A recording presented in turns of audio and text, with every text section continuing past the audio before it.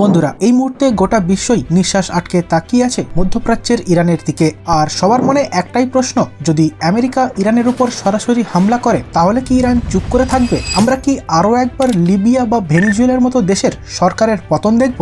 উত্তরটি হলো না, কারণ 2025-26 সালের ইরান আর 1990 সালের ইরান এক নয়, যাকে শুধু নিষেধাজ্ঞা দিয়ে থামিয়ে রাখা যায়। পেন্টাগন খুবই ভালো করেই জানে তেহরানের উপর একটি বোমা ফেলার অর্থ হলো মধ্যপ্রাচ্যে আমেরিকার সকল ঘাঁটিতে আগুনের বৃষ্টি হওয়া। আর বর্তমানে ইরানের হাতে আছে এমন সব সামরিক প্রযুক্তি যেগুলো আমেরিকা আর ইসরায়েলের ঘুম কেড়ে নিয়েছে। তাছাড়া আজকের যুদ্ধটা শুধু গ্রাউন্ড ট্রুপস বা ট্যাঙ্কের নয়, আজকের দিনের যুদ্ধ টেকনোলজির। আর এই মুহূর্তে মধ্যপ্রাচ্যের সমীকরণটা এতটাই জটিল যে আমেরিকার একটি ভুল সিদ্ধান্তই পুরো পৃথিবীকে তৃতীয় বিশ্বযুদ্ধের দিকে ঠেলে দিতে পারে। কারণ সবচেয়ে ভয়ঙ্কর ব্যাপার হলো ইরান এই যুদ্ধে একা থাকবে না। যদি যুদ্ধ শুরু হয় তাহলে এই লড়াই শুধু আমেরিকা বনাম ইরানের নয়, এই যুদ্ধের ছায়ায় দাঁড়িয়ে থাকবে রাশিয়া আর চীন। কিন্তু আমেরিকা যদি সত্যি ইরানের উপর আক্রমণ করে এবং রাশিয়া ও চীন তাদের সেরা মিলিটারি টেকনোলজি দিয়ে ইরানের পাশে দাঁড়ায়, তখন যুদ্ধের ময়দান কেমন হবে? আজকের ভিডিওটিতে আমরা জানবো ইরান, রাশিয়া এবং চীনের সেই সব ভয়ঙ্কর অস্ত্রের ব্যাপারে যা আমেরিকার দুশ্চিন্তা হয়ে দাঁড়িয়েছে। So let's started.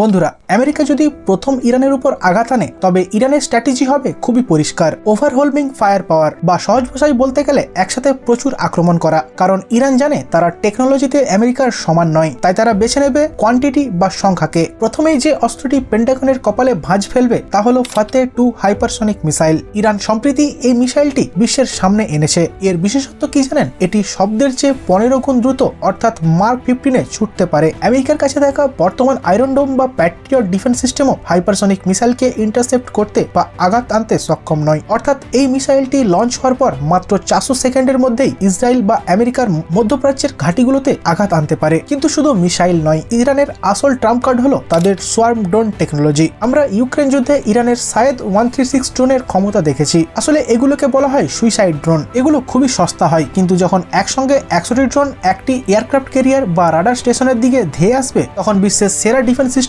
কনফিউজ হয়ে যাবে। আমেরিকার ডিফেন্স সিস্টেম হয়তো 90টি ড্রোন ধ্বংস করবে, কিন্তু বাকি 10টি ড্রোন তাদের লক্ষ্যভেদ করে বিলিয়ন ডলারের ক্ষতি করে আসবে। এছাড়া ইরানের সবচেয়ে ভয়ঙ্কর মিসাইল হলো ক্লাস্টার বম্বার, কারণ এই মিসাইলটি আর সব মিসাইলের থেকে একেবারেই আলাদা। আসলে এই মিসাইলটির মধ্যে থাকে 20 থেকে 50টি ছোট ছোট মিসাইল, আর টার্গেটে পৌঁছানোর 5 কিলোমিটার আগেই এই মিসাইলগুলি চারিদিকে আলাদা হয়ে ছড়িয়ে পড়ে। ফলে একটি মাত্র মিসাইল 50 জায়গায় আঘাত আনতে পারে। আর এই মিসাইল দিয়েই ইরান ইসরায়েলের উপর 2025 সালে হামলা চালিয়েছিল। এছাড়া বলে রাখি, এই ধরনের মিসাইল বর্তমানে সারা বিশ্বের কাছে খুবই কম সংখ্যকই রয়েছে। আর সমুদ্রের বুকে ইরান হরমুজ প্রণালীতে ব্যবহার করবে তাদের লিজেন্ডারি স্পিডবোট ট্যাকটিক্স, ছোট ছোট হাজার হাজার স্পিডবোট যা অ্যান্টিশিপ মিসাইলে লোড করা থাকে, যেগুলি একসাথে আমেরিকার বড় বড় যুদ্ধজাহাজগুলিকে ঘিরে ফেলতে পারে। একটি হাতির সাথে যেমন ঠিক হাজার হাজার পিঁপড়ে লড়াই করে, ঠিক তেমনই এই কৌশলও আমেরিকাকে নাস্তানাবুদ করতে পারে। এছাড়া ইরানের হাতে যে সমস্ত প্রক্সি গ্রুপগুলি রয়েছে তারাও আশেপাশে থাকা আমেরিকা সেনাঘাটির উপরে হামলা চালাবে, ফলে আমেরিকার উপর প্রেসারটা চারিদিক থেকেই পড়বে। এছাড়া ইরান স্ট্রিট অফ হরমুজে ব্লক করে সারা বিশ্বকে নাড়িয়ে দিতে পারে।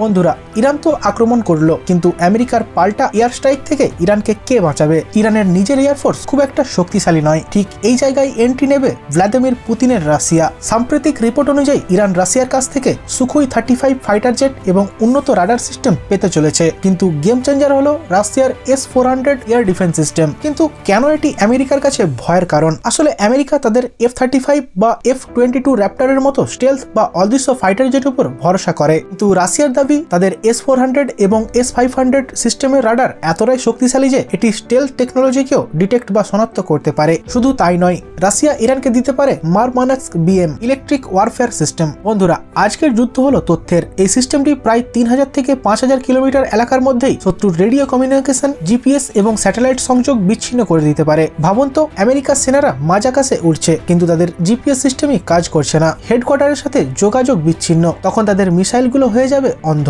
রাশিয়া এই টেকনোলজি দিয়েই ইরানের আকাশকে একটি দুর্ভেদ্য দুর্গে পরিণত করতে পারে। বন্ধুরা, আকাশ এবং স্থলপথের সুরক্ষা তো হলো, কিন্তু আমেরিকা তো একটি সুপার পাওয়ার। যখন তারা দেখবে আকাশপথে ঠিক সুবিধা করা যাচ্ছে না, তখন তারা ব্যবহার করবে তাদের সবচেয়ে বড় শক্তি, অর্থাৎ US নেভি বা নৌবাহিনী। আর ঠিক এই সিনেই প্রবেশ করবে ড্রাগন, অর্থাৎ চীন। চীন সরাসরি যুদ্ধে না জড়ালেও তারা ইরানকে এমন কিছু অস্ত্র সরবরাহ করতে পারে যা আমেরিকার নৌবাহিনীকে তছনছ করে দেবে। চীনের হাতে আছে DF-21D এবং DF-26 ব্যালিস্টিক মিসাইল। সাময়িক বিশ্বে এই মিসাইলগুলোর একটিই নাম ক্যারিয়ার কিলার। এই মিসাইলগুলো মহাকাশ থেকে হাইপারসনিক গতিতে নিচে নেমে এসে সরাসরি চলমান এয়ারক্রাফট ক্যারিয়ারকে আঘাত আনতে পারে। আমেরিকার এক একটি এয়ারক্রাফট ক্যারিয়ারে প্রায় 5000 সৈন্য থাকে এবং 90টি বিমান থাকে। চীনের এই টেকনোলজি ব্যবহার করে ইরান যদি এমন একটি জাহাজ ডুবিয়ে দিতে পারে তবে তা হবে আমেরিকার ইতিহাসের সবচেয়ে বড় বিপর্যয়। তাছাড়া চীন আর্টিফিশিয়াল ইন্টেলিজেন্স বা AI তে অনেক বেশি এগিয়ে। তারা ইরানকে লেজার ওয়েপন সিস্টেম দিতে পারে। আমেরিকার ড্রোন বা মিসাইলকে গুলি খরচ না করে শুধুমাত্র শক্তিশালী লেজার বিম দিয়েই পুড়িয়ে ফেলার ক্ষমতা রাখে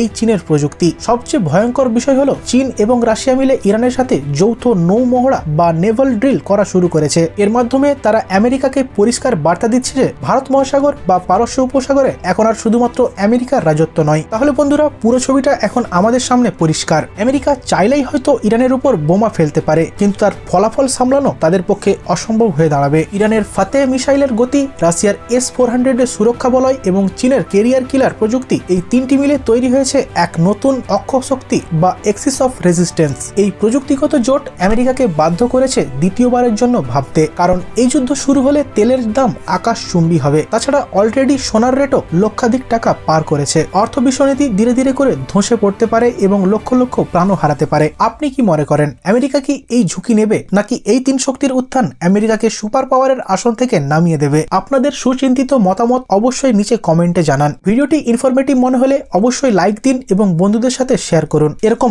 আরো জিওপলিটিক্যাল এবং ডিফেন্স অ্যানালিসিস দেখার জন্য আমার চ্যানেলটিকে সাবস্ক্রাইব করতে ভুলবেন না। দেখা হচ্ছে আবার একটি নতুন ভিডিওতে।